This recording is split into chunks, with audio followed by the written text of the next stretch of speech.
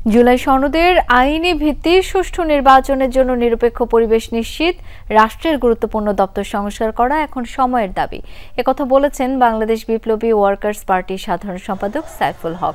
কেন্দ্রীয় শহীদ মিনারে গণ অভ্যুত্থান আকাঙ্ক্ষা বাস্তবায়ন ও নির্বাচনের গণতান্ত্রিক পরিবেশ নিশ্চিতের দাবিতে ঢাকা সমাবেশ ও গণমিছিল অনুষ্ঠানে এই মন্তব্য করেন তিনি। সাইফুল হক বলেন, সরকারের নিরপেক্ষতা প্রশ্নবিদ্ধ হয়েছে। যারা বিতর্কিত তাদের বাদ দিয়ে তাই ছোট আকারে উপদেষ্টা মণ্ডলী গঠন করা উচিত। সুষ্ঠু ও নিরপেক্ষ নির্বাচন না দিলে সরকারের রেহাই মিলবে না উল্লেখ করে তিনি বলেন, চট্টগ্রাম বন্দর বিদেশিদের হাতে দেওয়ার দায়িত্ব এই সরকারের নয়। বন্দর বিদেশিদের হাতে দেয়া যাবে না।